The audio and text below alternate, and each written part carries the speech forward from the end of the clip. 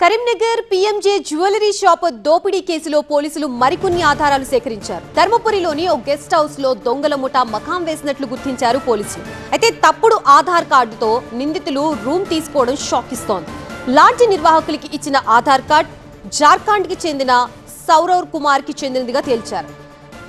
సౌరవ్ కుమార్ పేరుతో బుక్ చేసి లాడ్జ్ లోని 4వ నంబర్ ఏసీ గదిలో దిగినట్లు ఐడెంటిఫై చేశారు. ఇక రూమ్ బుకింగ్ కోసం లాడ్జి నిర్వాహకులతో దొంగల ముఠా ఫోన్ లో మాట్లాడిన ఆడియో టీవీ9 చేతికి చిక్కింది. हेलो। हाँ जी, रूम अवेलेबल होगा क्या? हाँ है।